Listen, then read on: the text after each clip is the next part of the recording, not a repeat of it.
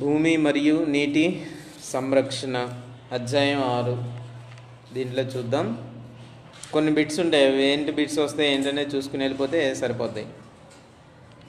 నేల శాశ్వతంగా ఉత్పాదనా శక్తిని కలిగి ఉండడానికి చేసే దేన్నైనా లేక ఏ పద్ధతినైనా ఏమంటారంటే భూ సంరక్షణ పద్ధతి. అది జనరల్గా మనకు వస్తున్నటువంటి బిట్. అలాగే నీటి మూలంగా కానీ గాలి మూలంగా కానీ వర్షపు చినుకుల మూలంగా కానీ నేల నుంచి మట్టి వేరుపడి, అంటే సారవంతమైనటువంటి మట్టి వేరుపడి ఒక చోట నుంచి ఇంకొక చోట కొట్టుకొని పోవడాన్ని ఏమంటాం అంటే నేల కోత అని అంటాం. సాయిల్ ఎరోజన్ అంటాం అనమాట. నేల కోత. నేల కోత పర్టికులర్గా 2 రకాలు, నీటి కోత, గాలి కోత. సో నీటి కోత దేనివల్ల అంటే ఎలా జరుగుతుంది అని అంటే మట్టి నేలపై విసురుగా పడేటువంటి వర్షపు చినుకుల వల్ల, బురద నీటి తాకిడి వల్ల, వర్షాలు పడినప్పుడు వచ్చే ప్రవహించేటువంటి బురద నీరు ఏదైతే ఉంటుందో దాని తాకిడి వల్ల, అలాగే వర్షపు చినుకులు పైనుంచి కింద పడుతూ ఉంటాయి, ఆ వేగానికి అలా జరుగుతుంటుంది. అది 2 రకాలుగా జరగవచ్చు. దాంట్లో మనకి ఏంటంటే వర్షపు చినుకులు సుమారు 25 నుంచి 30 కిలోమీటర్ల వేగంతో క్రిందికి పడతాయన్నారు. అది మనం చెప్పుకోవాల్సినటువంటి బిట్ అనమాట. ఈ విధంగా వర్షపు చినుకులు నేలపై పడిన చోట మట్టిని దాదాపు 2 అడుగుల ఎత్తు వరకు మరియు 5 అడుగుల దూరం వరకు వెదజల్లుతాయి. సో అదొక ఇది అది కూడా బిట్ కింద పెట్టుకోండి.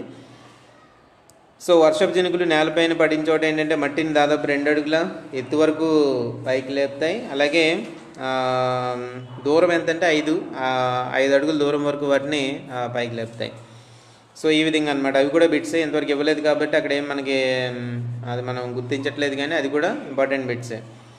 ఏంటి 2 అడుగులు ఎత్తు, అలాగే 5 అడుగుల దూరం వరకు అక్కడ ఉండేటువంటి మట్టి వెళ్ళిపోద్ది అనమాట. అంటే వేగంగా పైనుంచి కింద పడడం వల్ల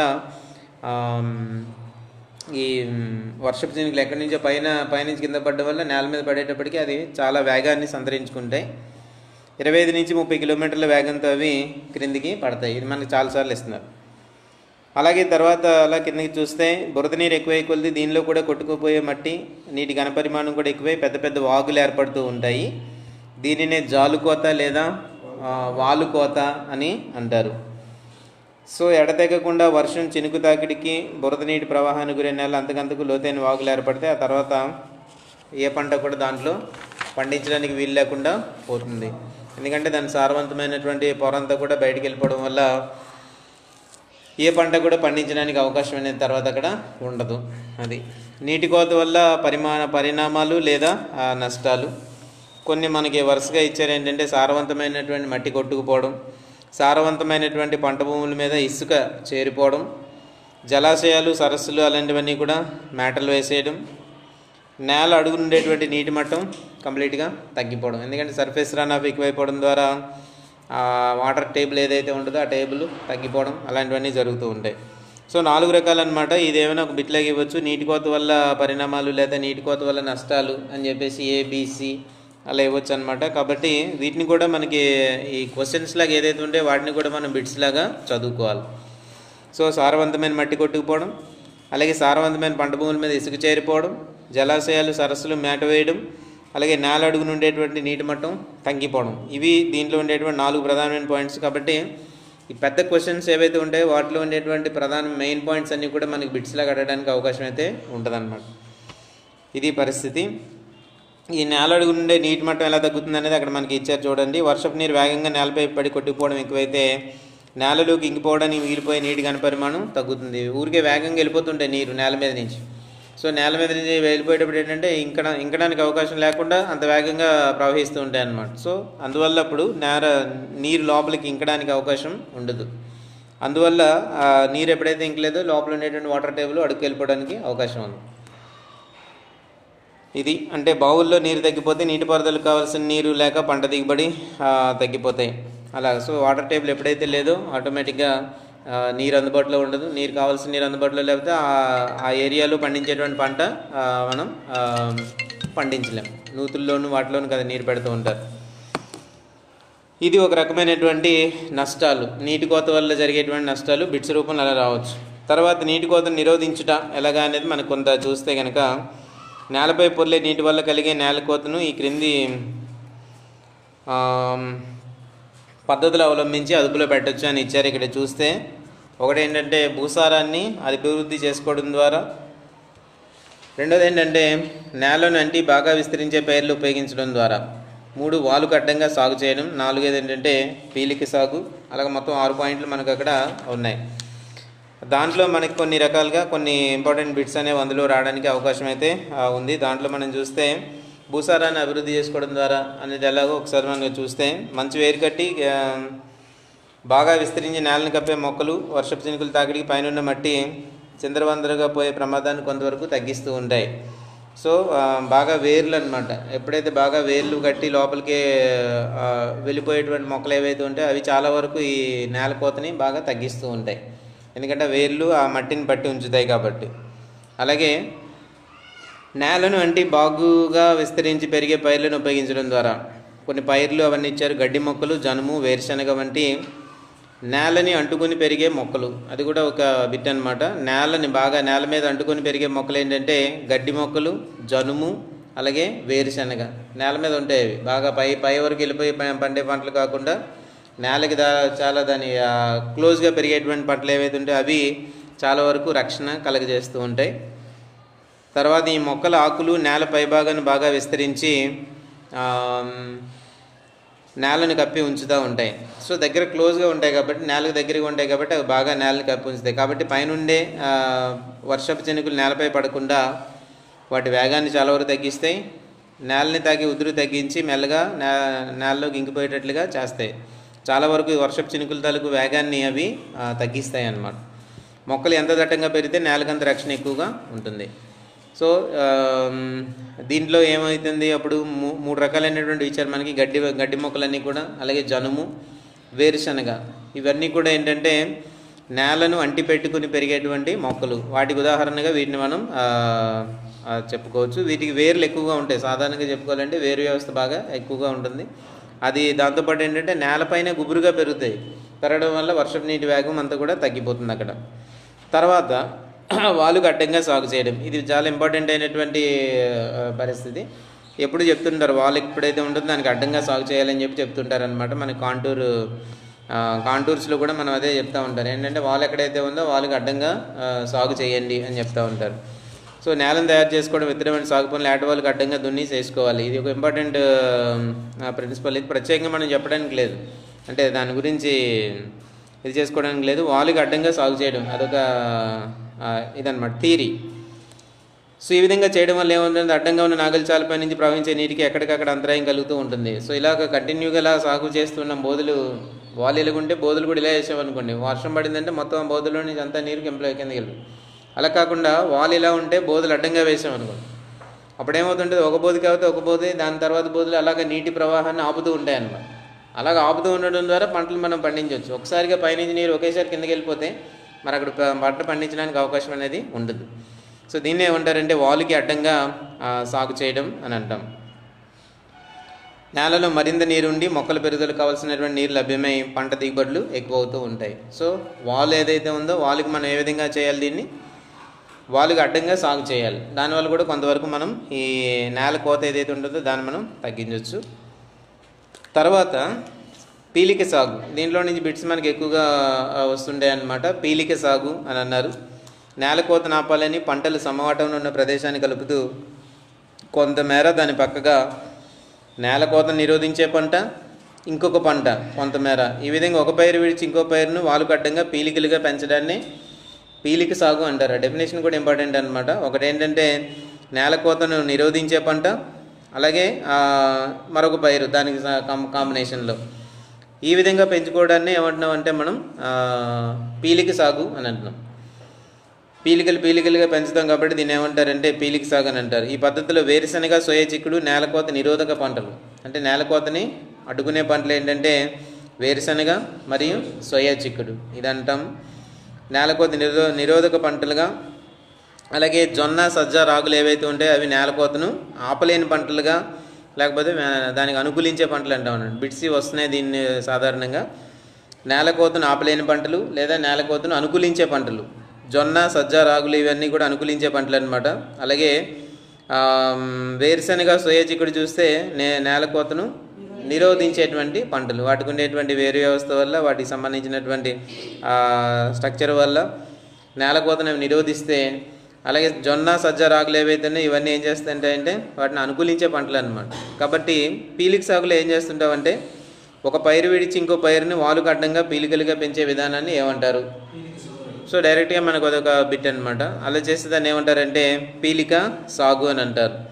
ఒక పైరు విడిచి ఇంకో పైరుని వాలుకు అడ్డంగా పీలికలుగా అంటే ప్యాచ్లుగా మనం పండిస్తూ ఉంటాం అనమాట. కాబట్టి దాన్ని ఏమంటారంటే పీలిక సాగు. ఇందులో నుంచే మనకి బిట్స్ చాలా వరకు వస్తుంటాయి.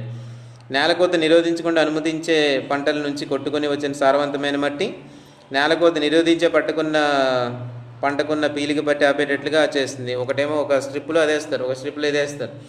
ఎక్కడైతే అది అనుకూలించలేనటువంటిది ఉందో, అనుకూలించేది ఉందో అది అనుకూలించలేని దగ్గర ఆగిపోతూ ఉంటుంది అనమాట. అలాగా మట్టి కొట్టుకుపోకుండా ఈ స్ట్రిప్ ఆపుతూ ఉంటుంది. పీలికలుగా దాన్ని వేస్తుంటారు. స్ట్రిప్స్ వైజ్గా ఒకటి వేస్తాం. ఒకటి అనుకూలించే పంట, ఒకటేమో నిరోధించేది.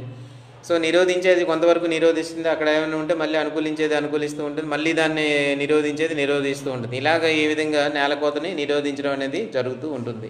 అలా చేయడాన్ని ఏమంటామంటే పీలిక సాగు అని అంటాము. వాలుకు అడ్డంగా సమవాటపు గట్లు వేయడం. వాలు ఏదైతే ఉంటుందో ఆ వాలు దానికి పర్టికులర్గా ఒక గట్లు మధ్యలో, ఇదేమో వాలుకి అడ్డంగా సాగు చేయడం ఒకటి చెప్పుకున్నాము. దాంతోపాటు ఏంటంటే వాలుకి అడ్డంగా గట్లు వేయడం, సమానంగా ఉండేటటువంటి గట్లు వేయడం. వాలు ఇలా ఉండేటట్టయితే మధ్యలో అడ్డంగా ఒక గట్టు వేయడం. సో ఇదన్నమాట. అలాగా వేసి కూడా చాలా వరకు మనం ఏం చేయొచ్చు అంటే నీటి కోతని మనం నేల కోతను మనం చాలా వరకు అరికట్టవచ్చు. గట్లు వేయడం ఒకటి. ఎలాగో మనకు తెలిసింది ఒకటి ఏంటంటే వాలుకి అడ్డంగా సాగు చేయడం. సో అది జనరల్గా మనం చేసే వ్యవసాయంలో అదొక బేసిక్ ప్రిన్సిపల్ లాంటిది అది. సో వాలుకి అడ్డంగా మనం ఎప్పుడు కూడా సాగు అనేది చేస్తూ ఉంటాం. అలాంటిది ఇది కూడా ఏంటంటే గట్లు వేయడం అనేది. దీంట్లో గురి కాకుండా అదుపులో పెట్టిన వాలుకి అడ్డంగా సమవాటపు గట్లు చాలా శ్రేష్టమైనవి. ఇసుక మరియు బంకమట్టి నేలల్లో అది అండర్లైన్ చేసుకోవాలి. ఇసుక మరియు బంకమట్టి నేలల్లో వాలుకు అడ్డంగా గట్లు వేయడం వల్ల నీటి ప్రవాహ వేగం తగ్గడమే కాకుండా భూమిలోకి నీరు ఇంకిపోయేటట్లుగా చేస్తుంది. సో ఏ నేలల్లో అని అంటే ఏ నేలల్లో అనమాట? ఆ ఇసుక మరియు బంకమట్టి నేలల్లో ఏం చేస్తామనంటే ఈ గట్లు మనం వేస్తూ ఉండాలి. అందువల్ల గట్లు కింద వచ్చే నేలలోని పంటలకు నీటి ఎద్దడి లేకుండా చేస్తుంది. సో వాల్ ఇలా ఉంటే దానికి అడ్డంగా ఒక గట్టు వేస్తే కనుక వీలైనంత వరకు నీరు కూడా స్టోరేజ్ అవుతూ ఉంటుంది, మట్టి కొట్టుకుపోకుండా ఆపుతుంది అన్నమాట. ఇది వాగులు సరిచేయట అని ఇచ్చారు. సాగు భూములు పచ్చిక బీలు నాశనం కాకుండా ఉండాలంటే పొలంలో వాగులు ఏర్పడకుండా చూడాలి. ఒకవేళ వాగులు ఏర్పడేటట్లయితే వాగుకు పై ప్రాంతంలో చిన్న గట్లు వేసి నీటిని మళ్లించాలి. పొలాల్లో వర్షాలు పడేటప్పుడు ఆటోమేటిక్గా అంతా నిండిపోతూ ఉంటుంది, పొలం అంతా నిండిపోయి ఒక వాగులో తయారవుద్ది అనమాట. అలాంటప్పుడు ఏంటంటే చిన్న గట్లు వేసి వాటిని బయటికి ఏదో ఒక విధంగా పంపించేసేటట్టుగా మనం ప్రయత్నం చేస్తుండాలి. అదంతా ఇచ్చారు. తర్వాత గాలి కోత అన్నారు. గాలి నేలను ముఖ్యంగా 2 విధాలుగా కోస్తుంది. నీరు కోసింది అని అంటే అర్థం ఉంది, నీరు కలిసి మట్టిలోనే ఉంటుంది కాబట్టి గాలి కూడా చాలా సందర్భాల్లో నేలని కోస్తుంది అనమాట. ఎరోజన్ అది కూడా కలిగిస్తుంది. సో నేల ఏ విధంగా ఇచ్చేస్తుంది అనేది ఒకసారి మనం చూస్తే, మెత్తటి సారవంతమైన మట్టి రేణువులు గాలిలో కలిసి దుమ్ముగా లేపుకొని పోవడం. గాలిలో విపరీతంగా వేసేటప్పుడు ఏంటంటే పైన ఉండేటువంటి లేయర్ ఏదైతే ఉంటుందో ఆ లేయర్లో ఉండేటువంటి సారవంతమైన మట్టి అంతా కూడా ఎక్కడ వెళ్ళిపోద్ది అనమాట, గాలిలో కలిసి వెళ్ళిపోద్ది. ఇప్పుడు అటవీ ప్రాంతాల్లో ఉంటాయి, అటవీ ప్రాంతాల్లో మనం ఏదో ఒక లేయర్ ఉంటుందని చెప్పుకున్నాం. అదేంటది? పైన ఉండేటువంటి లేయర్ని హొరైజన్. సో అది ఏదైతే ఉందో అలాంటి హొరైజన్ ఏదైనా ఉందనుకోండి, ఆ హొరైజన్ కంప్లీట్గా ఈ గాలికి ఎగిరిపోద్ది అనమాట. విపరీతమైన వచ్చేటువంటి గాలులకి ఏమవుతుందంటే అది దాంట్లో వెళ్ళిపోతుంది. సో ఎప్పుడైతే గాలికి అది పై లేయర్ ఎంత పోయిందో సారవంతమైనటువంటి మట్టి ఒక రకంగా పోయినట్టే. ఆ విధంగా గాలి కూడా కోతకు వస్తుంది. బరువుగా ఉన్న రేణువులు గాలి చేత లేవగొట్టబడి లాగబడుట వల్ల, సో ఈ తీసుకొని పోయేటువంటి క్రమంలో ఏంటంటే బరువుగా ఉండేవి అన్నీ కూడా మొత్తం మీద దాంట్లో కొట్టుకొని పోవడం, గాలికి మొత్తం అన్నీ ఎగిరిపోవడం ద్వారా పై పొర అంతా కూడా మనకి పోగొట్టుపడుతుంది. దానివల్ల మనకి ఇండైరెక్ట్గా సారవంతమైన పొర లేకపోవడం వల్ల పంట దిగుబడులు మనకు తగ్గుతాయి. సో 2 రకాలు, నీటి కోత ఒకటి, గాలి కోత ఒకటి. దీంట్లో బిట్స్ అయితే మనకి ఏంటంటే నేల కోత నిరోధించే పంటలు, అనుకూలించే పంటలు అవేంటనే పక్కగా గుర్తుపెట్టుకోవాలి. అలాగే పీలిక సాగు అంటే ఏంటో తెలుసుకోవాలి. అలాగే నేలను అంటి పెట్టుకొని పెరిగే మొక్కలు ఏంటనేది కూడా మనకి ఇచ్చారు. గడ్డి మొక్కలు, జనుము, వేరుశనగ, అలాగే వాటి పాయింట్స్ మనం గుర్తుపెట్టుకోవాలి. నీటి కోత వల్ల జరిగేటువంటి నష్టాలు అలా ఇచ్చుకుని దాన్ని బట్టి అందులో 4 పాయింట్స్ ఉంటే 4 పాయింట్స్ మనం చదవడానికి ప్రయత్నం చేయాలి. సో నీటి కోత వల్ల నష్టాలు ఏంటంటే 4 పాయింట్లు అడగొచ్చు. 4 పాయింట్లు ఒక 2 పాయింట్లు 3 పాయింట్లు వాటిని కాంబినేషన్లో అడగొచ్చు అనమాట. సో దాన్ని డబుల్ ఆప్షన్స్లో కూడా అడగొచ్చు. ఇలాంటి పాయింట్స్ ఇలాంటి క్వశ్చన్స్ ఉంటే మనకి ఏం చేస్తారంటే వాటిని ఆప్షన్స్ డబుల్ చేసేసి దాని నుంచి అడగడానికి అవకాశం ఉంటుంది అనమాట. వరుసగా ఒక 4-5 పాయింట్లు ఇచ్చేసి 1 2 3 లేదా 1 2 3 4 సి 1 1 3 5 అలా ఇప్పుడు ప్రశ్న ఇచ్చేసి దాని కింద ఒక 5 పాయింట్లు ఇచ్చేసి ఆ కింద మళ్ళీ ఆప్షన్స్ మనకి ఇచ్చి అడుగుతున్నారు కదా, డబుల్ ఆప్షన్స్ ఉంటాయి. సో దాంట్లో ఇలాంటివన్నీ రావడానికి అవకాశం ఉంటుంది అనమాట. ఎస్ఏ ప్రశ్నలను మనం ఏదైతే అనుకుంటా అవన్నీ కూడా బిట్స్ రూపంలో అలా రావచ్చు, డబుల్ ఆప్షన్స్ రూపంలో రావచ్చు. అది పరిస్థితి. సో నీటి కోతను ఏ విధంగా నిరోధిస్తాము? ఈ క్రింది పద్ధతుల ద్వారా నీటి కోత నిరోధించవచ్చు. వరుసగా ఇక్కడ 6-7 పాయింట్లు ఉన్నాయి. ఆ పాయింట్లన్నీ వరుసగా ఇచ్చి కొన్నింటిని లేకుండా ఇచ్చి వేరే పాయింట్లు అందరూ కలిపి అప్పుడు మళ్ళీ ఆప్షన్స్ అడగడానికి అవకాశం ఉంటుంది. అదన్నమాట. సో ఆప్షన్స్ ఆ విధంగా ఉన్నప్పుడు జాగ్రత్తగా ఇవన్నీ చదవాల్సిందే. మెయిన్ పాయింట్స్ అని ఊరికే బిట్స్ 4 చదువుకుని వెళ్ళిపోదాం అంటే కుదరదు. ఈ సైడ్ హెడ్డింగ్స్ ఏవైతే ఉంటాయో అవన్నీ కూడా చాలా ఇంపార్టెంట్గా మనం చూడాలన్నమాట. అది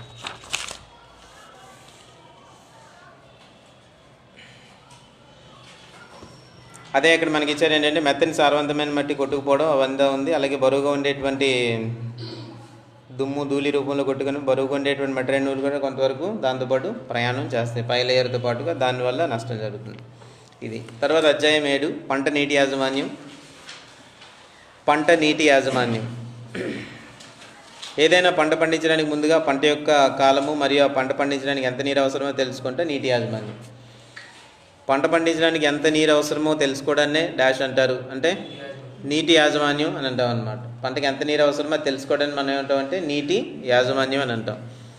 పంట బాగా పండించడానికి కావాల్సినటువంటి పరిస్థితులు అక్కడ ఇచ్చారు. ఒక 5 రకాలైన పరిస్థితులు ఇచ్చారు. తేమ, వేడి, నేల, వాతావరణం మరియు సాగుబడి పద్ధతులు ఎలా చేస్తాం అవన్నీ కూడా. మన దేశంలో పంటలు 2 కాలాల్లో పండిస్తారు, ఖరీఫ్ మరియు రబీ. ఖరీఫ్ అంటే జూన్ నుంచి అక్టోబర్, అలాగే రబీ అంటే నవంబర్ నుంచి ఫిబ్రవరి, మార్చ్. కొన్ని సాంకేతిక పదాలు ఇచ్చారు. సాంకేతిక పదాలన్నీ కూడా మనకి బిట్స్ కింద మనం చూడాలి. ఏవైతే సాంకేతిక పదాలను ఎక్కడైతే ఉన్నాయో అవన్నీ డైరెక్ట్ బిట్స్ అని మీరు చూడండి. దీనిలో మీరు చూస్తే ఒకటోది ఏంటంటే క్యూబిక్ మీటర్ లేదా ఘనపు మీటర్. 1 మీటర్ పొడవు, 1 మీటర్ వెడల్పు, 1 మీటర్ మందం కలిగినటువంటి నీటి ఘనపరిమాణాన్ని ఏమంటారంటే ఒక క్యూబిక్ మీటర్ లేదా ఒక ఘనపు మీటర్ అని అంటారు. అదొకటి. అన్నీ మీటర్ ఉంటాయి, పొడవు, వెడల్పు, అలాగే మందము, ఇవన్నీ కూడా ఒక్కొక్క మీటర్ ఉండేటట్టయితే దాన్ని ఏమంటారంటే క్యూబిక్ మీటర్ లేదా ఒక ఘనపు మీటర్ అని అంటారు. ఈ ఘనపు మీటర్ ఎంతకి సమానము? ఒక ఘనపు మీటర్ ఎన్ని లీటర్లకు సమానం? ఇది మనకి బిట్ చాలాసార్లు వచ్చింది. ఒక ఘనపు మీటర్ ఈక్వల్ టు 1000 లీటర్స్. ఇది పార్ట్ ఏలో అనేక సందర్భాల్లో మనకి బిట్గా రావడం జరిగిందనమాట. ఒక ఘనపు మీటర్ ఈక్వల్ టు 1000 లీటర్స్. రెండోది ఏంటంటే hectare centimetre. Hectare centimetre. 1 hectare భూమిని 1 సెంటీమీటర్ లోతు వరకు తడిపితే, 1 హెక్టార్ అని అంటే ఎంత? 2.5 ఎకరాలు దాదాపుగా. సో ఈ 2.5 ఎకరాలని కలిపి 1 సెంటీమీటర్ లోతు వరకు, అంటే అది ఎలా ఊహించుకుంటే 1 సెంటీమీటర్ లోతు వరకు తడిపేము అని ఊహించుకుంటే దాన్ని ఏమంటారంటే హెక్టార్ సెంటీమీటర్ అని అంటున్నాం. అలాగే హెక్టార్ మీటర్ ఉంది ఒకటి చూడండి. 1 హెక్టార్ భూమిని 1 మీటర్ లోతు వరకు తడిపితే కనుక దాన్ని ఏమంటారంటే హెక్టార్ మీటర్ అని అంటారు. తర్వాత ఏంటంటే క్యూబిక్ మీటర్ పర్ సెకండ్. దీన్నే ఇంకో పేరుతో ఏమని పిలుస్తున్నారంటే క్యూమాక్స్ అని అంటాం. Cubic metre per second. 1 metre వెడల్పు, 1 మీటర్ లోతు గల నీరు 1 సెకండ్లో 1 మీటర్ దూరం ప్రవహిస్తే, ఇంతకుముందు ఏంటంటే క్యూబిక్ మీటర్ అనేది ఇంతకుముందు చదువుకున్నాం అన్ని ఘనం, అటువంటిది 1 మీటర్ దూరం ప్రవహిస్తే కనుక 1 మీటర్ దూరం ప్రవహిస్తే కనుక దాన్ని ఏమంటారంటే దాని వేగం 1 మీటర్ పర్ సెకండ్ అయితే దాన్నే క్యూబిక్ మీటర్ పర్ సెకండ్ అంటాం. సో మొట్టమొదటిలో ఏం చూస్తాం? క్యూబిక్ మీటర్ చూస్తాం, ఘనపు మీటర్. పొడవు, వెడల్పు, అలాగే దాని తాలూకు మందము 1 మీటర్ ఉండేటట్టయితే దాన్ని ఏమన్నారు? క్యూబిక్ మీటర్ అన్నారు. అదే క్యూబిక్ మీటర్ నీరు 1 మీటర్ దూరం ప్రవహిస్తే దాన్ని ఏమంటారంటే క్యూబిక్ మీటర్ పర్ సెకండ్ అని దాన్ని అంటారనమాట. సో దాన్నే మనం ఇంకో పేరు ఏమని పిలుస్తున్నాం? క్యూమాక్స్ అని పిలుస్తున్నాం. క్యూమాక్స్. ఆ తర్వాత డ్యూటీ మరియు డెల్టా అనేటువంటివి ఉన్నాయి. దీని మీద కూడా కొన్ని బిట్స్ మనకి చాలాసార్లు అడుగుతున్నారు. డ్యూటీ అంటే ఏంటి, డెల్టా అంటే ఏంటి అని అడుగుతున్నారు. సో దానికంటే ముందు ఏంటంటే పంట పెరుగుదల సమయం.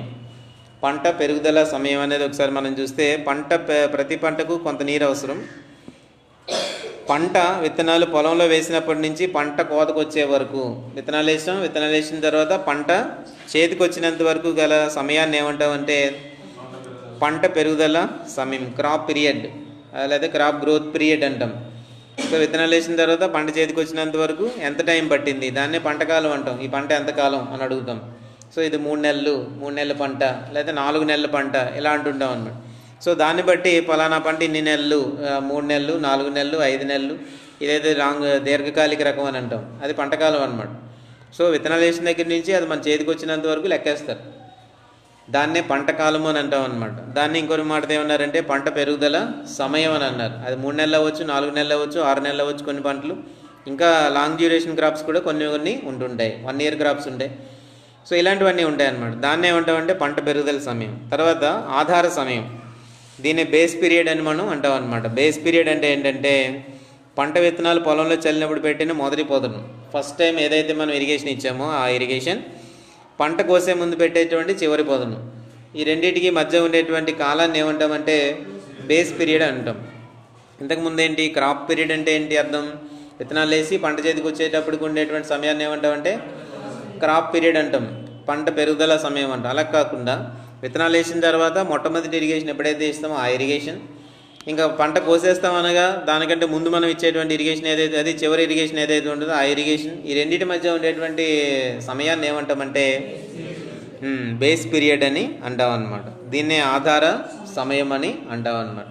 సో రెండింటికి డిఫరెన్స్లు మనం కరెక్ట్గా తెలుసుకోవాలి. పంట పెరుగుదల సమయం అంటే విత్తనం నుంచి పంట చేతికి రావడం, అలాగే బేస్ పీరియడ్ లేదా ఆధార సమయం అంటే ఏంటంటే మొదటి ఇరిగేషన్ నుంచి చివరి ఇరిగేషన్, ఈ మధ్యలో ఉండేటువంటి ఆ దూరాన్ని లేకపోతే ఆ కాలాన్ని మనం ఏమంటామంటే బేస్ పీరియడ్ అని అంటాం అన్నమాట.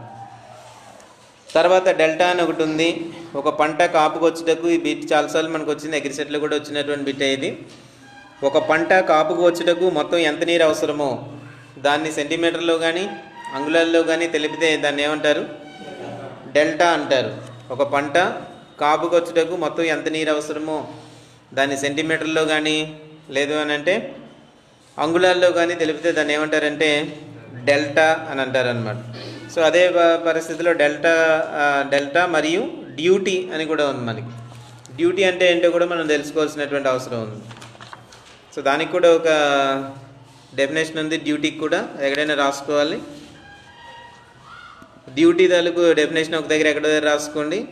1 హెక్టార్ భూమికి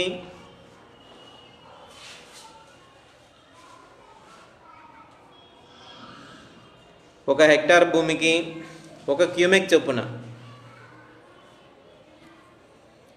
1 హెక్టార్ భూమికి 1 క్యూమెక్ చొప్పున నీటిని అందజేయడాన్ని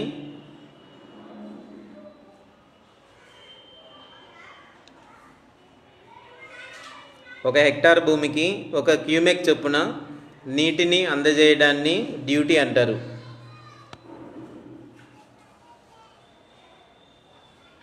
నీటిని అందజేయడాన్ని ఏమంటారంటే డ్యూటీ అంటారు. 1 హెక్టార్ భూమికి 1 క్యూమెక్ చొప్పున నీటిని అందజేయడాన్ని డ్యూటీ అంటారు. ఇది మనకి ఎలాగో డెల్టా తెలుసు. ఒక పంట కాపుకు రావడానికి మొత్తం ఎంత నీరు అవసరమో దాన్ని అంగుళాల్లో కానీ లేకపోతే సెంటీమీటర్లో కానీ తెలిపితే దాన్ని ఏమంటారంటే డెల్టా అంటారని తెలుసు. సో ఒకటేమో డ్యూటీ, రెండోదేమో డెల్టా అన్నమాట. సో హెక్టార్ భూమికి 1 క్యూమెక్ చొప్పున నీటిని అందజేయడాన్ని ఏమో డ్యూటీ అంటారు. అలాగే మొత్తం ఎంత నీరు అవసరమో కాపుకు రావడానికి ఎంత నీరు అవసరమో దాన్ని ఏమంటామంటే డెల్టా అంటారు. రెండింటి మధ్య ఉండేటువంటి సంబంధం కూడా ఉంది, అది కూడా రాసుకుంటే మంచిది. Delta equal to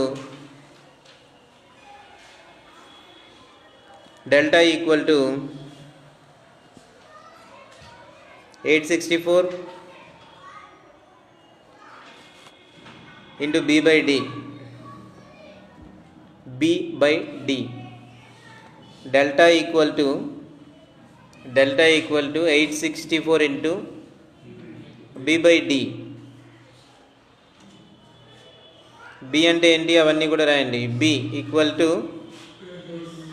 base period in days. B equal to base period in days. D equal to duty. D equal to duty. బ్రాకెట్లో hectare per cumec. Units important, ప్రతిదానికి కూడా units important. So D equal to duty hectare per cumec అదనమాట. Delta తర్వాత delta equal to, delta అంటే ఒక గుర్తుతో మనం సూచిస్తాం అన్నమాట. డెల్టాని ఎలా చూపెడతారు, ఇలా దీన్ని డెల్టా అంటారు. So delta equal to delta in centimetres, delta in centimetres అనమాట. డెల్టా వాల్యూ ఇన్ సెంటీమీటర్స్ అని అర్థం అక్కడ. డెల్టా వాల్యూ ఇన్ సెంటీమీటర్స్ అని అర్థం. అలాగే దాన్ని ఇంకోటి ఉంది, ఇప్పుడు మనం సెంటీమీటర్స్ ఎలాగైతే చెప్పుకున్నాం అలాగే మీటర్లో చెప్పుకుంటే దాని వాల్యూ మళ్ళీ మారిపోతుంది అనమాట. అది కూడా రాయండి. Delta equal to 8.64 into B/D.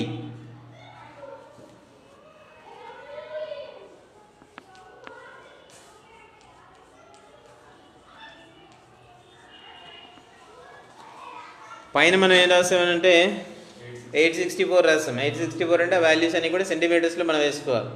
అలా కాకుండా 8.64 అని ఇచ్చినప్పుడు ఏంటంటే వాల్యూస్ అన్ని కూడా మీటర్స్లో వస్తాయి అన్నమాట. సో మనం సాధారణంగా ఎప్పుడైనా వాల్యూస్ వేసినప్పుడు ఎలా వేస్తామంటే 864 అనేసి క్యాలిక్యులేషన్ అంతా చేస్తుంది, సెంటీమీటర్స్లో ఎలా వేస్తుంటాం. ఒకవేళ మీటర్స్లో కొన్ని సందర్భాల్లో మార్చాల్సిన పరిస్థితి ఉంటుంది. మీటర్లో కావాలనుకుంటే మీటర్లో వేసుకోవచ్చు. పైనవన్నీ కామన్. బి అంటే బేస్ పీరియడ్ ఇన్ డేస్, అలాగే తర్వాత డి అంటే డ్యూటీ హెక్టార్ పెర్ క్యూమెక్, అలాగే డెల్టా ఈక్వల్ టు ఎంత అనమాట, మీటర్స్, వాల్యూస్ ఇన్ మీటర్స్. ఒకవేళ మనకు మీటర్లో వాల్యూ కావాలంటే 8.64 వేస్తాం. అలాగే మనకి సెంటీమీటర్స్లో కావాలంటే ఏం చేస్తాం, మనకి ఇచ్చిన విలువలు సెంటీమీటర్లు ఉంటే కనుక అప్పుడు ఏమంటామంటే 864 ఇంటూ B/D, 864 ఇంటూ B/D అనమాట. ఇది 864 ఇంటూ B/D. ఇది డ్యూటీకి మరియు డెల్టాకి మధ్యలో ఉండేటువంటి సంబంధం అంటారు దీన్నే.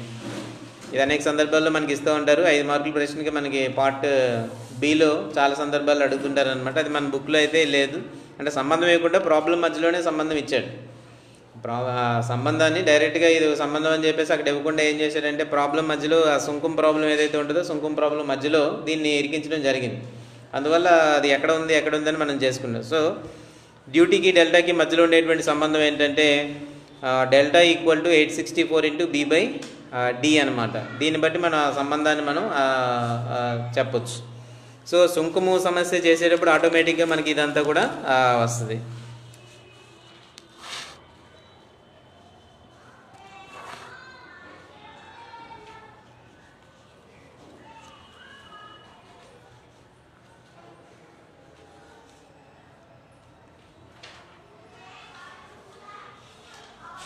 ఇది సంగతి. సో డ్యూటీకి డెల్టా సంబంధాలు మనం చూసాము. అలాగే బేస్ పీరియడ్ అంటే ఏంటో చూసాం, పంట పెరుగుదల సమయం, క్రాప్ పీరియడ్, అలాగే క్రాప్ అంటే క్రాప్ గ్రోత్ పీరియడ్ ఇవన్నీ కూడా మనం చూడడం జరిగింది. సో అక్కడే మనకు ఒక సుంకం సంబంధించినటువంటి ఒక ప్రాబ్లం ఉందన్నమాట. ఒక చెరువు యొక్క వైశాల్యం 40 హెక్టార్లు, నీటి లోతు 3 మీటర్లు, సుంకం ఈ క్రింది విధాలుగా ఉన్నట్లయితే దానికి సంబంధించినటువంటి వరి పైరు పండించే భూమి యొక్క విస్తీర్ణాన్ని కనుగొనమని ఇచ్చారనమాట. సుంకములు ఇచ్చారు మనకి. సుంకం ఇచ్చేసి దాంట్లో మనకి ఏమంటున్నారంటే భూమి యొక్క విస్తీర్ణాన్ని కనుగొమంటున్నారనమాట. ఆధార్ సమయం ఇచ్చారు, బేస్ పీరియడ్ 120 డేస్ ఇచ్చారు మనకి. సుంకం 3 రకాలుగా ఇచ్చారనమాట. డ్యూటీ మారిపోయింది. డ్యూటీ 3 రకాలుగా ఉంది. ఒక దాంట్లో మనం చూస్తే ఏంటంటే 960 hectares per cubic metre per second అని ఇచ్చారు. సో అది ఇచ్చినప్పుడు ఒకలా చేయాలి లెక్క. సో సుంకము 110 హెక్టార్స్ పర్ సెంటీమీటర్ అని ఇచ్చారు. అది ఇచ్చినప్పుడు ఒకలాగా చేయాలి. అలాగే సుంకము 90 hectares per million cubic metre అని ఇచ్చారు. అది ఇచ్చినప్పుడు ఇంకోలాగా చేయాలి. 3 రకాలుగా చేయాలన్నమాట. అది అందులో అయితే కొన్ని స్టెప్స్ అయితే మనకు అందులో కొన్ని మిస్ అయ్యి ఉన్నాయి. ఒకవేళ మీరు రాసుకుంటామంటే దాన్ని చెప్పడానికి ప్రయత్నం చేస్తాం. రాయాలి సుంకం ప్రాబ్లం.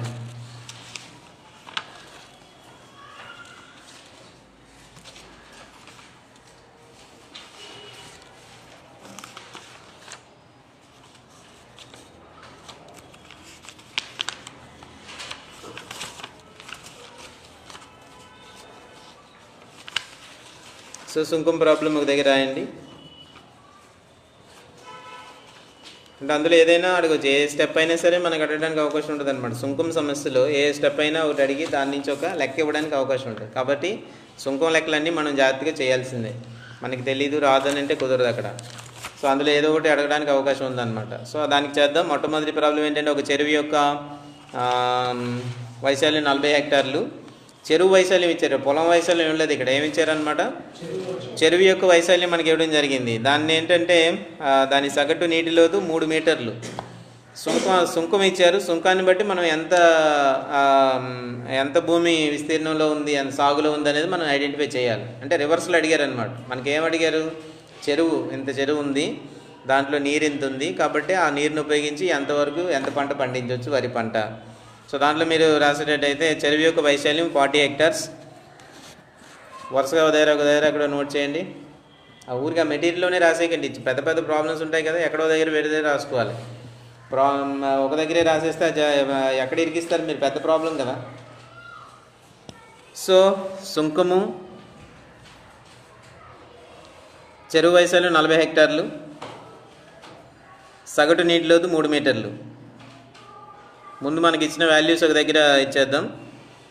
చెరువు వైశాల్యం 40 హెక్టార్లు, సగటు నీటి లోతు 3 మీటర్లు, 3 మీటర్స్.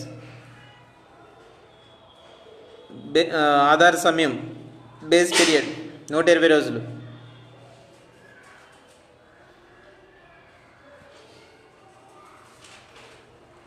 ఆధార సమయం 120 రోజులు. సుంకము 960 హెక్టార్స్ ప్లస్ సుంకము 960 hectares plus hectares per cubic metre per second. ఈ సుంకం ముందు చేద్దాం.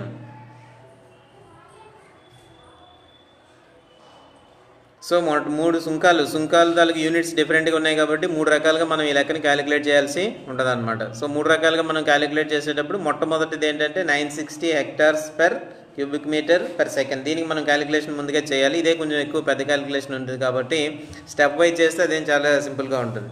సూత్రం వేసుకోండి. డెల్టా ఈక్వల్ టు 864 ఇంటూ బి/డి. ముందు డెల్టా కనుక్కోవాలి.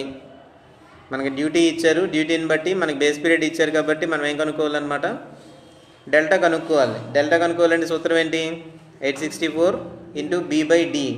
బి ఏమి ఇచ్చారు, బేస్ పీరియడ్ ఇచ్చారా లేదా, ఇచ్చారు.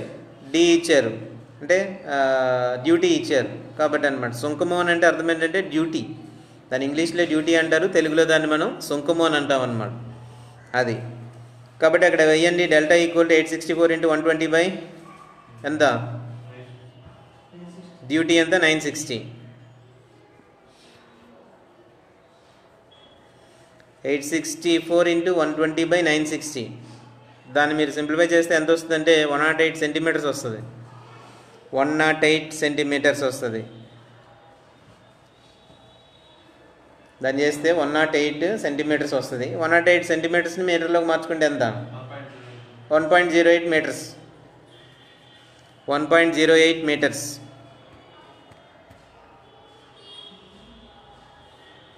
అది ఒక స్టెప్ అనమాట.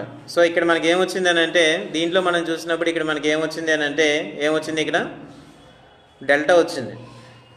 ఇక్కడ మనం చేసేటప్పుడు ఏమొచ్చింది, డెల్టా వచ్చిందనమాట. డెల్టా మనకి ఇచ్చినటువంటి వాల్యూస్ ఏంటి, డెల్టా ఉంది, బేస్ పీరియడ్ ఉంది, డ్యూటీ ఉంది, ఇవన్నీ ఉన్నాయి. కాబట్టి ఇప్పుడు ఏం చేయాలంటే, విస్తీర్ణం కనుక్కోవాలి అంటే మనం ఏం చేయాలంటే, అందులో నీరు ఎంత ఉందనేది మనం కనుక్కోవాలి. సో నీరు ఎంత ఉందనేది కనుక్కోవాలంటే ఏంటంటే, చెరువులో నీటి ఘనపరిమాణం V ఈక్వల్ టు, తర్వాత స్టెప్ అనమాట, చెరువులో నీటి ఘనపరిమాణము V ఈక్వల్ టు, చెరువులో నీటి ఘనపరిమాణము V ఈక్వల్ టు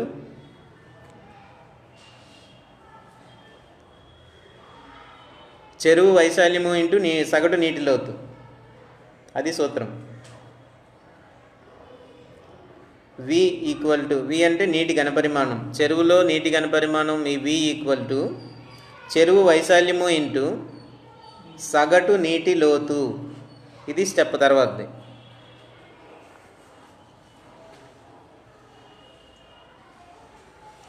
సగటు నీటి లోతు. వెంటనే దాని వాల్యూస్ ఇక్కడ వేయండి. చెరువు వైశాల్యం ఎంత ఇచ్చారు మనకి, లెక్కలో చూడండి ఎంత, 40 హెక్టార్లు. సో 40 హెక్టార్లు, అక్కడ సగటు నీటిలో ఎంత, 3 మీటర్లు. 40 ఇంటూ 3, 40 ఇంటూ 3 అనమాట.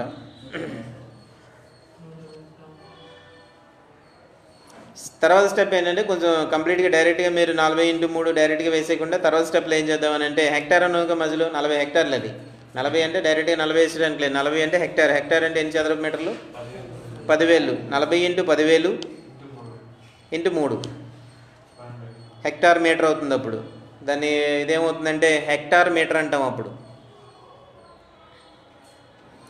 40x10,000 ఇంటూ 3 దాన్ని ఏమంటామంటే హెక్టార్ మీటర్ అంటాం అనమాట హెక్టార్ మీటర్ సో దాన్ని మీరు క్యాలిక్యులేట్ చేస్తే 4 మూలు 12 12 తర్వాత 5 సున్నాలు వస్తాయి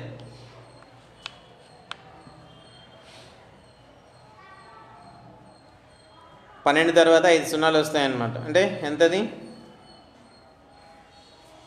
12 లక్షలు ఆల్రెడీ అది hectare metre 3 hectare metres plus ఇది మీటర్ స్క్వేర్ కాబట్టి మీటర్ క్యూబ్ అవుతుంది మీటర్ క్యూబ్ లేదా క్యూబిక్ మీటర్లు దాని యూనిట్ అక్కడ 12 లక్షలు మీటర్ క్యూబ్ ఆర్ క్యూబిక్ మీటర్లు 12 లక్షలు మీటర్ క్యూబ్ ఆర్ క్యూబిక్ మీటర్లు ఇది అక్కడ మనకి అంటే మనకి అక్కడ వరకు ఏమొచ్చింది ఏమేమి వాల్యూస్ మనం ఇంతవరకు కనుక్కున్నాము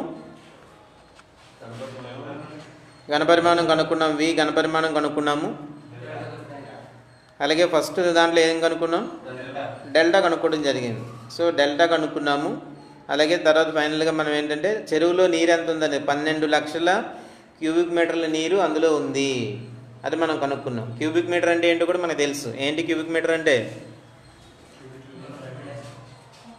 ఇప్పుడే చెప్పుకున్నాక క్యూబిక్ మీటర్ అంటే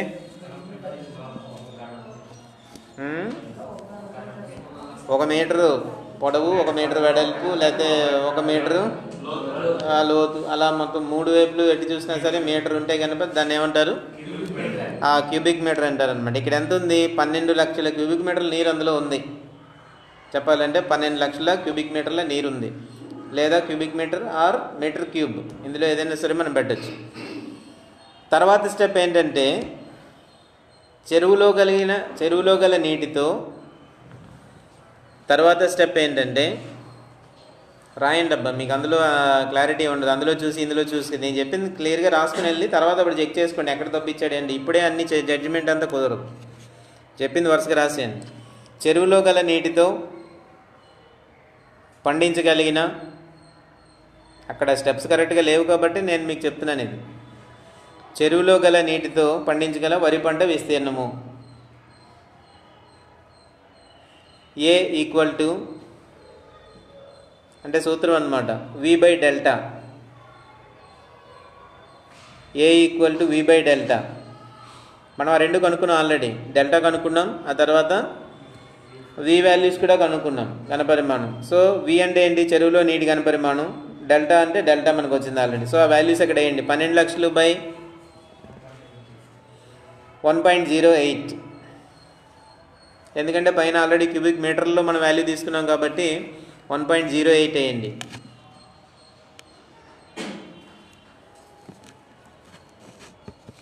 ఎంత వస్తుందో చూడండి 12 లక్షలు బై 1.08 ఒకవేళ ఏదైనా క్యాల్కులేటర్నో కొట్టండి 12 లక్షలు బై 1.08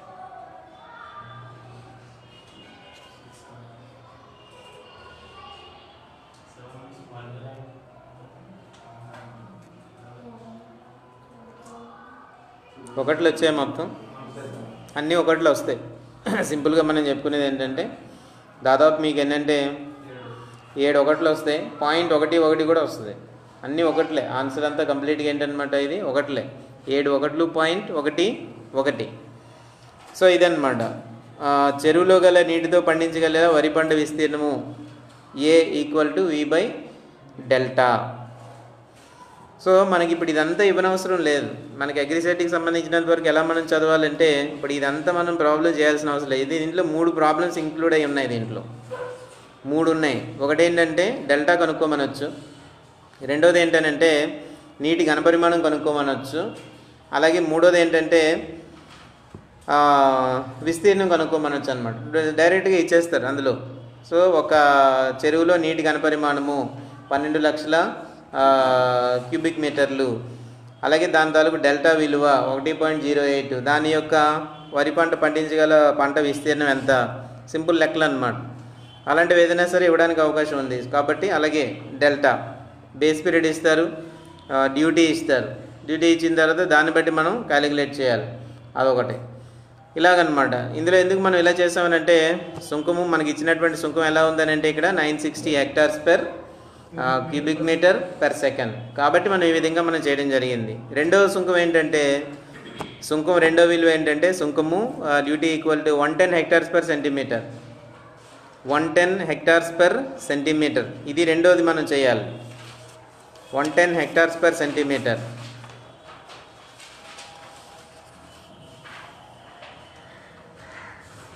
దీని యూనిట్స్ డిఫరెంట్గా ఉన్నాయి. 110 హెక్టార్స్ పర్ సెంటీమీటర్. దీన్ని మళ్ళీ రెండు పద్ధతుల్లో దీన్ని మనం చేయొచ్చు అనమాట. సుంకం రెండు ఏదైతే ఉందో దాన్ని మనం రెండు పద్ధతుల్లో మనం చేయొచ్చు. సో రెండు పద్ధతులు అంటే ఏంటి, 110 హెక్టార్లు పర్ సెంటీమీటర్ అని రాసుకొని దానిలో మొదటి పద్ధతి అని రాయండి. మొదటి పద్ధతి ఏంటంటే చెరువులో నీటి ఘనపరిమాణం ఈక్వల్ టు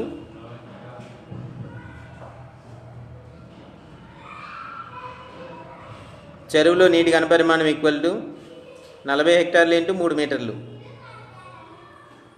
3 మీటర్లు ఏంటి, లోతు. సో 3 మీటర్లు ఉంది అక్కడ. మనకేంటంటే ఇక్కడ సెంటీమీటర్లోకి మనం వాల్యూ కనుక్కోవాలి. కాబట్టి మనం ఏం చేస్తామంటే 3 మీటర్లను ఏం చేస్తామంటే సెంటీమీటర్స్లోకి మార్చేసుకుంటాం. సో కింద స్టెప్లో ఏం వేస్తారంటే 40 హెక్టార్లు ఇంటూ 3 ఇంటూ 100 సెంటీమీటర్స్. 40 హెక్టార్లు into 3 into 100 centimetres.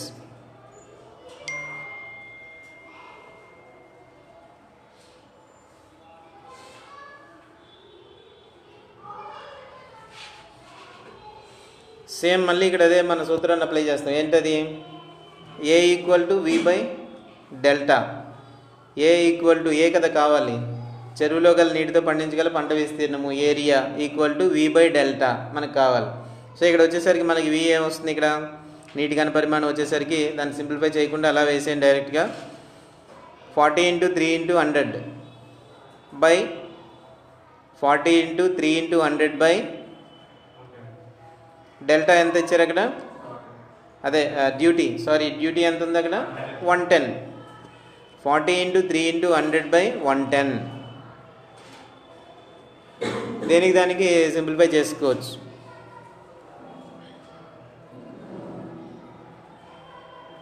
$120 into 100, so 12,000 by 110.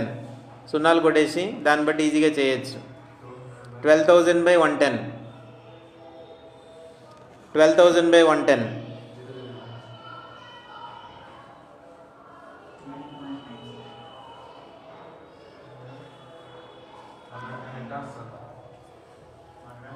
ఎంత వచ్చింది, 109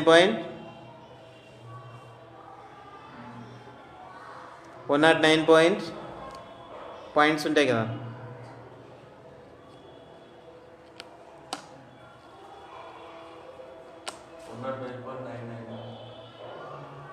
అదే 09 సంథింగ్, 99 కాదు, 109.09 అని చూడండి.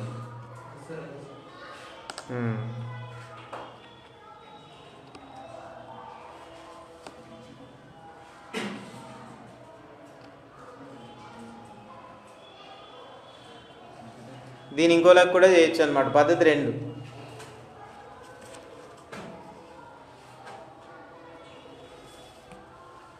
రెండవ పద్ధతి కూడా ఉంది, అది కూడా రాసుకోండి.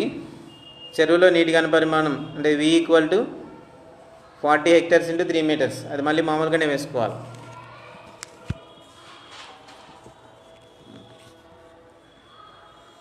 వి ఈక్వల్ టు 40 హెక్టార్ అంటే 10,000 ఇంటూ 3. 40 ఇంటూ 10,000 ఇంటూ 3 మళ్ళీ 12 lakhs హెక్టార్ మీటర్స్ వస్తుంది. ఇంతకుముందు ఎలా వచ్చిందో అలా మనకి 12 lakhs హెక్టార్ మీటర్స్ అని వస్తుంది. సుంకం ఎంత? 110 హెక్టార్ పర్ సెంటీమీటర్. సో దాని వాల్యూస్ కొద్దిగా మార్చాలి ఇక్కడ. సో తర్వాత స్టెప్లో ఏం చేస్తారంటే 110 ఇంటూ హెక్టార్ అంటే ఎన్ని చదరపు మీటర్లు? 10,000 ఇంటూ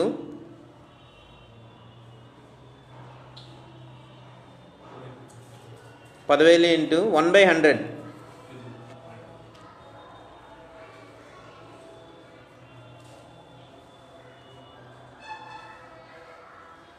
10,000 ఇంటూ 1/100 వేసుకుంటాం. సో దాన్ని సింప్లిఫై చేయండి. ఆ 2 సున్నాలు కొట్టేస్తే ఎంత వచ్చినప్పుడు 110 ఇంటూ 100 అంటే చదరపు మీటర్లోకి మార్చుకునేటప్పుడు మార్చుకుంటాం. 110 ఇంటూ 100 చదరపు మీటర్లు అంటే దాన్ని సింప్లిఫై చేసుకోవచ్చు, లేదంటే అలా వదిలేసేయచ్చు, ఇంకా చేసుకోవచ్చు. 110 ఇంటూ 100 చదరపు మీటర్లు, దాని వి వచ్చేసింది మనకి. సో మన పంట విస్తీర్ణం ఎంత అంటే A = V by delta, V by D, V by డెల్టానా డియా? డెల్టా.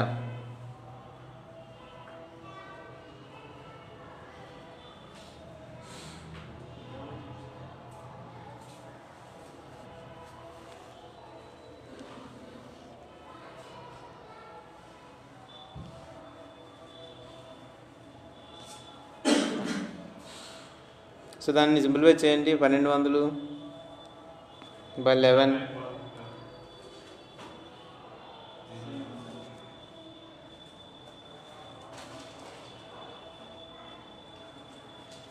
ఎంత? సేమ్ అంతే వస్తుంది. 2 పద్ధతుల్లో చేసిన ఒకలా వస్తుంది. తర్వాత ఏంటంటే సుంకం 3. 3 రకాల సుంకాలు ఇచ్చారు మనకి. మూడోది అనమాట సుంకము 3, 90 hectares per million cubic meter. తర్వాతది 90 hectares per million cubic meter ఎలా చేసుకోవాలి అది కూడా. 90 hectares per million cubic meter అది ఎలా చేద్దామో చూడండి, అది కూడా రాయండి. 1 million =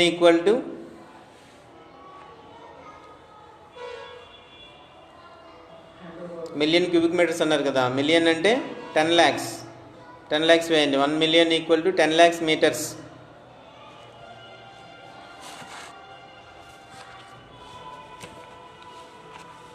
$1 million = 10 lakh meters.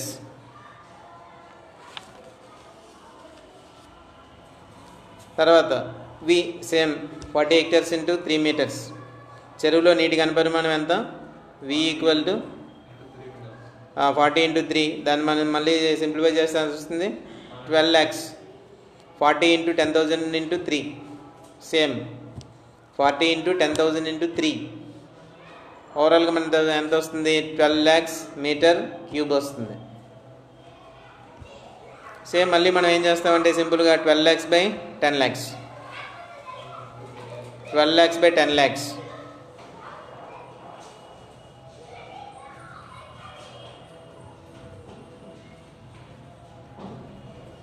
1.2 million cubic meter. 1.2 million cubic meter.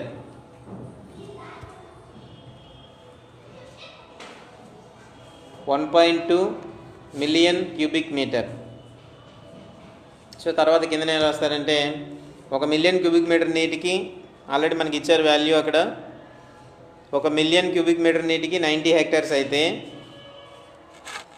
1 million cubic meter నీటికి 90 hectares అయితే 1.2 million cubic meter నీటికి ఎంత ఎన్ని హెక్టార్లు ఆ విధంగా రావాలి మనం. 1 million cubic meterకి అయితే 90 hectares. 1 million cubic meter అయితే 90 hectares. అది మనకు లెక్కలోనే ఇచ్చారు. మనకి ఇక్కడ ఎంత వచ్చిందంటే 1.2 million cubic meter వచ్చింది. సో 1.2 million cubic meterకి ఎంత హెక్టార్లు అనేది. So 90 into 1.2/1. 90 into 1.2/1. 90 into 1.2/1 ఎంత? 108 hectares. 108 hectares అన్నమాట. సో ఇది అక్కడ మనకి సో దీంట్లో మనకి 3 రకాలైనటువంటి సుంకాలు మనం చేస్తాం. సుంకం 1, సుంకం 2, సుంకం 3.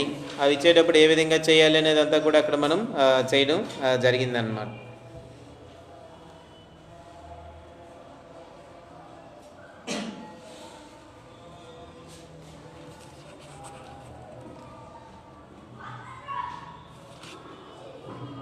అది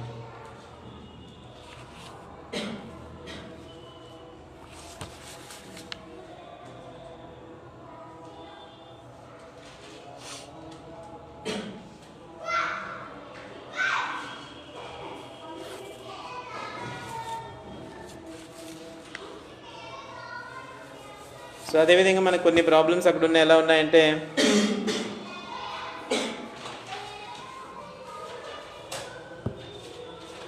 తర్వాత మాదిరి ప్రాబ్లం ఉంటుంది. ఒక నీటి వాగు వల్ల 2600 హెక్టార్ల భూమి పండిస్తున్నారు. ఈ మొత్తం భూమిలో 90% వరి పండించడానికి ఒకసారి వాళ్ళకి ఆ పిల్లలకి వెళ్ళి చెప్పండి, ఆ రూమ్లో కూర్చోమని ఎవరికి వెళ్ళండి. వాళ్ళు మొత్తం అంతా తిరిగి కూడా రూమ్లో నుంచి బయటికి రావడానికి లేదు, వాళ్ళు రూమ్లో కూర్చోమని చెప్పండి.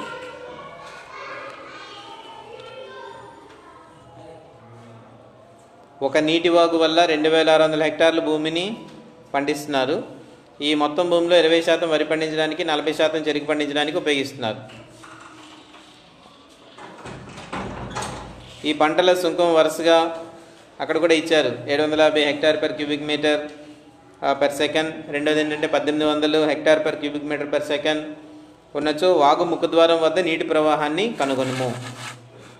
ఆ విధంగా ఒక ప్రాబ్లం ఉంది. ఇది కొంచెం మిగిలిన వాటితో కంపేర్ చేసుకుంటే ఇది కొంచెం చిన్న ప్రాబ్లమ్సే. సుంకం బట్టి మనం క్యాలిక్యులేట్ చేసేసుకుంటే సరిపోతుంది. దీనికి ఎంత అయితే దానికి ఎంత, అలాంటి లెక్కలు ఇవన్నీ కూడా. సో మొత్తం పంటలు పండించే విస్తీర్ణం అక్కడ ఎంత ఇచ్చారు? 2600 హెక్టార్లు ఇచ్చారు. వరి పంట పండించే విస్తీర్ణం ఎంతంటే 20%. 2600లో 20% మనం వేసుకునేటట్టయితే 520 హెక్టార్లు అక్కడ వస్తుంది. జనరల్గా అక్కడ ప్రాబ్లం మీరు చూస్తే తెలుస్తుంది. అంటే 20% అనమాట. మొత్తం విస్తీర్ణం 2600 హెక్టార్లు, దాంట్లో 20% వరి పంట పండిస్తున్నారు. కాబట్టి 20% అంటే ఎంత? 520 హెక్టార్లు వస్తుంది. అలాగే చెరుకు పంట ఎంత పండిస్తున్నారు అంటే 40% పండిస్తున్నారు. 2600లో 40% ఎంత అని వేసుకుంటే ఎంత వస్తుంది అక్కడ? ఎంత?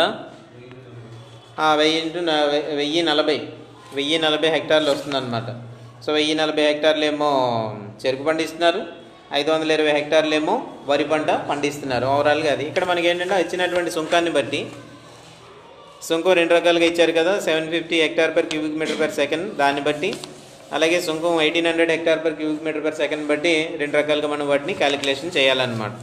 750 హెక్టార్లు క్యూబిక్ మీటర్ పర్ సెకండ్ దాంట్లో మనం చూసుకుంటే ఏంటంటే 750 హెక్టార్లలో వరి పంట పండించడానికి 1 క్యూమెక్స్ నీరు అవసరము. అంటే ఓన్లీ థియరిటికల్ పార్ట్ ఇది. 750 వాడు ఇచ్చిన దాన్ని బట్టి అర్థం ఏంటంటే 750 హెక్టార్లు వరి పంట పండించాలంటే ఎంత నీరు అవసరం? అక్కడ 1 క్యూబిక్ మీటర్ పర్, అంటే దాన్ని మనం క్యూమెక్స్ అంటున్నాం. 1 క్యూమెక్స్ నీరు అవసరం. మనకి ఇక్కడ ఎంత ఇచ్చారు? 520 హెక్టార్లు మనకు వచ్చింది. 20% అంటే ఎంత వచ్చింది? 2600లో 20% అంటే ఎంత అనమాట? 520 హెక్టార్లు వరి పంట పండించడానికి ఎన్ని క్యూమెక్స్లు నీరు అవసరము. సో వాడు ఇచ్చిన దాన్ని బట్టి ఈజీగా మనం క్యాలిక్యులేట్ చేయాలి. ఊరికే దీంట్లో ఏంటంటే పర్సంటేజ్ క్యాలిక్యులేషన్ చేసుకుంటే సరిపోతుంది. 2600 ఇచ్చాడు వాడు, 2600లో 20% ఎంతో కనుక్కోవాలి. అలాగే 2600లో మనం ఏంటంటే 40% ఎంతో క్యాలిక్యులేట్ చేస్తే మనకి ఈజీగా వచ్చేస్తుంది అనమాట. సో అప్పుడు దాన్ని బట్టి మనం వేసుకోవచ్చు. 750కి 1 క్యూమెక్స్, 520కి ఎంత అంతే లెక్కది. 750 హెక్టార్ క్యూబిక్ మీటర్కి 1 క్యూమెక్స్, అలాగే 520 హెక్టార్ క్యూబిక్ మీటర్కి ఎంత, ఇలా అన్నమాట.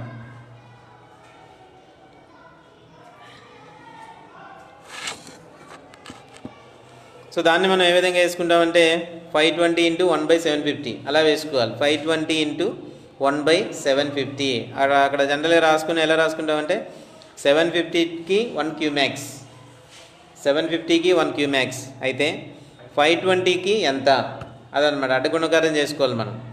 750కి 1 క్యూమెక్స్ అయితే 520కి ఎంత అంతే. 520 × 1/750, 520 స్టెప్స్ అన్నీ అక్కడ ఏం లేవు. 520 × 1/750 ఆన్సర్ ఎంత వచ్చిందంటే 0.693 క్యూబిక్ మీటర్ పర్ సెకండ్.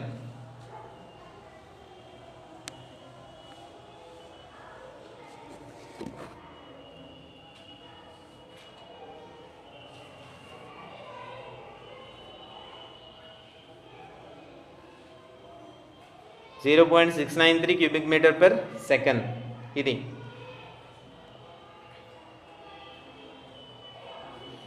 రెండవ సుంకం. డ్యూటీకి వచ్చేసరికి రెండవది ఏంటంటే 1800 hectare per cubic metre per second. రెండోది ఏంటంటే 1800 hectare per cubic metre per second. ఇవి వచ్చినప్పుడు ఎలా చూస్తామంటే 1800 హెక్టార్లలో చెరుకు పంట పండించడానికి ఎంత అవసరం అవుతుంది, అక్కడ లెక్కను బట్టి ఎంత అవసరం అవుతుంది, ఒక క్యూమాక్స్ అవసరం అవుతుంది. సేమ్ అనమాట. 1800కి ఒక క్యూమాక్స్ అయితే 1040కి ఎంత, 1040 ఎలా వచ్చింది మనకి, అందులో 40%, 2600లో 40% ఎంత వచ్చింది మనకి, 1040 హెక్టార్లు అనమాట. సో ఇక్కడ దీన్ని బట్టే వేసుకోవాలి. 1800కి ఒక క్యూమాక్స్ అయితే 1040కి ఎంత, అంతే లెక్క అక్కడ.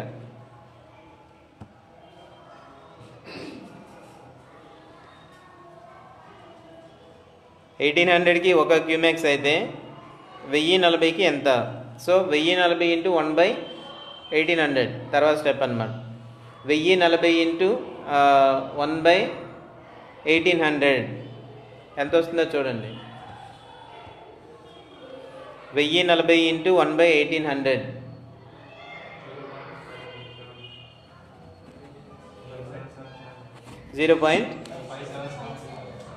దాదాపు 58 ఉంది ఇక్కడ. 0.58. సో మనకి రెండు వచ్చాయి అనమాట. రెండు వాల్యూస్ ఈ విధంగా వచ్చాయి.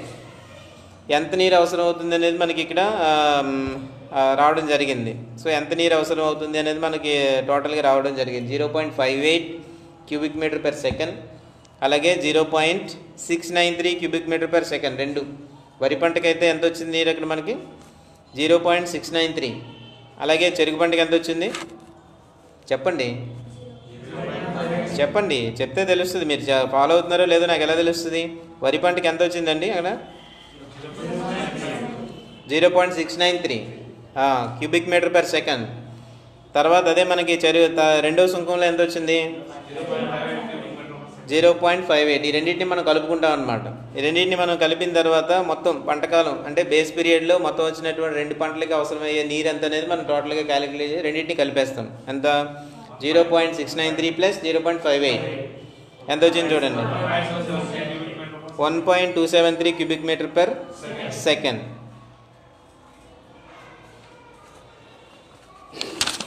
సో అది దానికి సంబంధించినటువంటి ఆన్సర్. ఏంటి ఇచ్చారు మనకి ఏంటంటే వాగు ముఖద్వారం వద్ద నీటి ప్రవాహాన్ని కనుగొనండి. సో ఇది ఫైనల్గా ఆన్సర్ ఏంటంటే వాగు ముఖద్వారం వద్ద నీటి ప్రవాహం ఎంత అనమాట ఉండాలి, 1.273 క్యూబిక్ మీటర్ పర్ సెకండ్ ఉండాలి. అదనమాట. అలా ఉంటే సరిపోతుంది అక్కడ. సో టోటల్ ఏరియా ఎంత ఇచ్చాడో మనకి తెలిసిపోతే దాన్ని బట్టి కనుక్కోవడం అనేది చాలా ఈజీ. ఇంతకీ అడ్డగుణకారం చేస్తే సరిపోద్ది అనమాట. ప్రతిదానికి కూడా ఒక వాడు ఇచ్చిన దానికి ఇంత దానికి క్యూమాక్స్ ఇచ్చాడు కాబట్టి ఆల్రెడీ డ్యూటీ ఇచ్చారు మనకి. దాన్ని బట్టి ఏంటంటే క్యూమాక్స్ ఇచ్చాడు, కనుక్కోవడమే. ఇంత దానికి ఇంత క్యూమాక్స్ అయితే మనకున్న ఏకరేజ్కి ఎంత క్యూమాక్స్, అంతే. అడ్డగుణకారం చేస్తే ఆ విధంగా వస్తుంది అనమాట. సో ఇది పంట కాలము బేస్ పీరియడ్లో ఎంత నీరు అవసరం అనేది అంటే ఇక్కడ మనం రెండింటిని కలుపుకున్న తర్వాత క్యూబిక్ మీటర్ పర్ సెకండ్ అయిన తర్వాత ముఖద్వారం వద్ద నీటి ప్రవాహం చూస్తే 1.273 క్యూబిక్ మీటర్ పర్ సెకండ్. ఇవి రెండు లెక్కలు చాలా సింపుల్గా చేయొచ్చు అనమాట. ఇందులో ఎక్కడైనా ఒకటి ఏదో ఒక వాల్యూ పట్టుకొని ఇందులో నీటి వాగు వల్ల అది ఇచ్చి చిన్న ప్రాబ్లం ఇవ్వచ్చు అనమాట. ఇది సింపుల్గా, ఇది అసలు ఇవ్వడానికి ఎక్కువ అవకాశం ఉండే ప్రాబ్లంలు ఇది ఒకటి. ఇక్కడ ఏదైతే మనం రెండోసారి చేసామో అదనమాట. సో దాన్ని బట్టి వరి పంట పండించే విస్తీర్ణం 20% ఉంది కాబట్టి దానికి ఏమి కనుక్కోమనొచ్చు అని అంటే దాని తాలూకు సుంకం ఫలానా 750 hectare per cubic metre per second అయ్యేటట్టయితే దానికి సంబంధించినంత వరకు ఎంత నీరు అవసరం అనేది కనుక్కోండి అని అలా సింపుల్గా మనకు అడగొచ్చు అనమాట. సో అప్పుడు ఆ స్టెప్ వరకు చేయాల్సి ఉంటుంది. ఎందుకంటే మనది బిట్స్ కాబట్టి మొత్తం అంతా అన్ని స్టెప్లు అడగరు. ఏదైతే అందులో కీలకమైనటువంటి స్టెప్స్ ఉంటాయో దాన్ని మాత్రమే మనకి ఎగ్జామ్లో అడగడానికి అవకాశం ఉంది. అంటే ప్రాబ్లం మనకు తెలియాలి. ప్రాబ్లం కంప్లీట్గా తెలిస్తేనే మనం చేయగలం. ఇందాక మనం చేసాం కదా V = A/δ అని చెప్పేసి, A = V/δ, A = V/δ చేసాం. సో అందులో అది ఆ స్టెప్ ఎలా రావాలో ఏంటనేది మనకు తెలిస్తేనే మనం ఆ వాల్యూస్ అన్నీ కూడా చేయగలం, లేకపోతే చేయలేం. అలాగే దీంట్లో కూడా ఏంటంటే వాడు ఇచ్చిన దాన్ని క్యూమాక్స్లో ఇచ్చాడు, ఎంత క్యూమాక్స్ వాడే ఇచ్చాడు డ్యూటీ. సో ఆ డ్యూటీని వాడు ఇచ్చాడు కాబట్టి మనం ఏం చేస్తామంటే మనం కనుక్కుని దాన్ని బట్టి లెక్కేస్తాం, అడ్డగుణకారం చేస్తాం. ఒక క్యూమాక్స్ కింద అయితే ఇన్ని దీనికి ఇన్ని హెక్టార్లకి ఎంత కావాలి అంతే. సో ఈ విధంగా మనం ఈ సుంకం ప్రాబ్లమ్స్ అన్నీ కూడా చేస్తాం. ఇవి ఎగ్జామినేషన్లో అడగడానికి ఎక్కువ పాసిబిలిటీ అయితే ఉంది. ఒక బిట్స్ రూపంలో ఏదైనా సరే అడగడానికి ఎక్కువ అవకాశం ఉంది. తర్వాత మనం చూస్తే